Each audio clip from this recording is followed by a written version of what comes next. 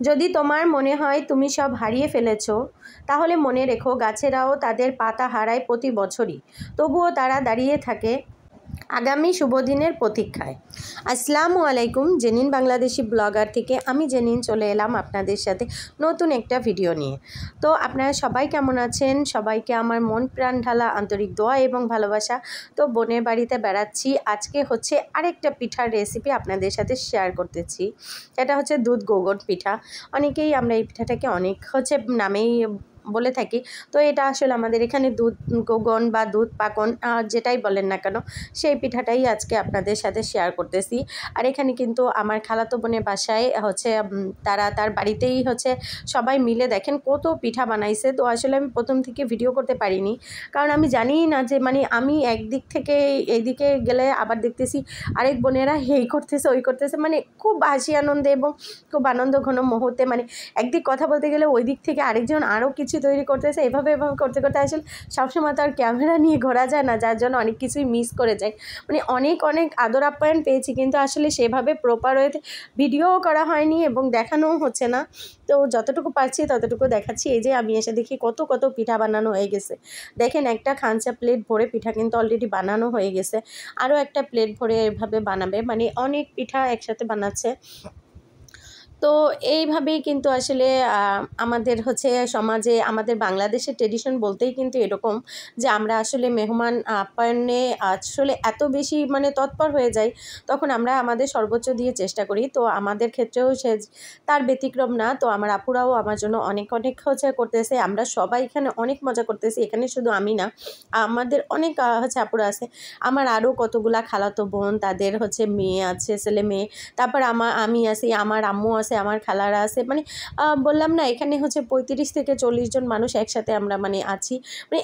এত মজায় কাটতেছে যা বলার মতো না। আর এই যে দেখেন পিঠাগুলো কিন্তু একদিকে বানানো হচ্ছে, আর এইদিকে কিন্তু আরেকজন দুধটা জাল দিচ্ছে। এখানে দুধের ভেতরে কিন্তু গরুর দুধ এবং তেজপাতা দিয়ে জাল করতেছে, একটু লবণ আর চিনিও দিয়েছে। এখানে সব কিছু দিয়ে এখানে জাল করতেছে। আরও প্রসেসিং চলবে, আরও অনেক কিছুই এখানে অ্যাড করবে ধীরে ধীরে। তো আপনারা দেখতেই পারবেন। আর কি বলবো আসলে। আর এখানে কিন্তু চুলাই তারা গ্যাসেই রান্না করে। তো এখানে আবার চুলায়ও রান্না করতেছে, বাইরে একটা চুলা আছে, তো সেটাই রান্না করতেছে। যেহেতু অনেক বড় হাঁড়ি, এত গ্যাসের চুলায় সম্ভব না। তো ওই দিক থেকে একদিকে পিঠা ভাজতেছে গ্যাসের চুলা, আরেক দিক থেকে এইখানেই করতেছে।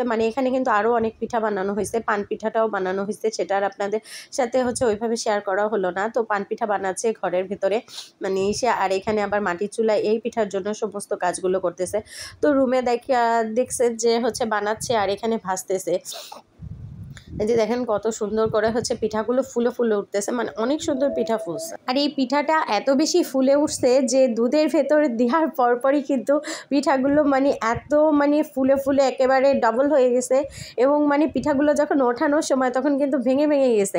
আর এই যে দেখুন একদিকে কিন্তু পিঠা ভাজা হচ্ছে, আর এখানে কি যেহেতু এটাকে চেক করা হচ্ছে, অনেক দিন রাখা ছিল, ধুয়ে নিয়ে আসছে, তারপরেও দুধগুলা ঢালতেছে। তো মুছে ধুয়ে সুন্দরভাবে পরিষ্কার করে দিয়ে তারপরে ওই হাঁড়িতে আসলে ধরবে না, ভিজালে আরও দ্বিগুণ হয়ে যাবে, যার জন্য এই হাঁড়িতেই আবার ট্রান্সফার করতেছে। আর এই যে দেখুন একদিকে কিন্তু আবার পিঠা ভাজতেছেও।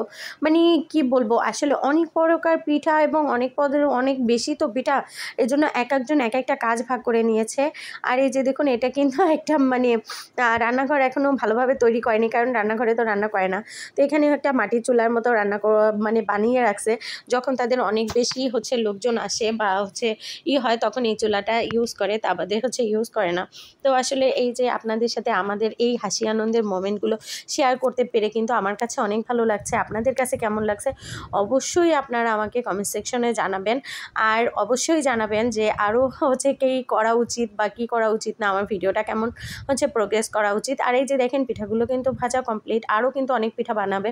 আর এটা কিন্তু অনেক রাত পর্যন্ত বানাইছে। আমি আসলে ঘুমাই পড়ছিলাম, এই পর্যন্ত ভাজা পর্যন্ত আমি ছিলাম। পরবর্তীতে কিন্তু আমি আবার ঘুমাইতে চলে গেছি। সকালে তারা ভিজাইছে, আমি আর বাকিটা দেখাইতে পারিনি। আর এই যে দেখেন দুধটা এখানে একটু ঠান্ডা করার জন্য দিচ্ছে। আর এই যে সকালবেলা উঠে পিঠা টিঠা বানানো হয়ে গেছে। আমাকে দেখেন কত পিঠা দিচ্ছে, এতগুলো পিঠা কি আমি খেতে পারবো? আর পিঠাগুলো এত ফুলছে দেখেন, নরম হয়ে সফট হয়ে মানে ওঠানোর সময় কিন্তু ভেঙে ভেঙে আসছিল। পিঠাগুলো কিন্তু অনেক মজা হয়েছে, অনেক লোভনীয় হয়েছে, দেখতেও যেমন সুন্দর আর খেতেও কিন্তু অনেক মজা হয়েছে।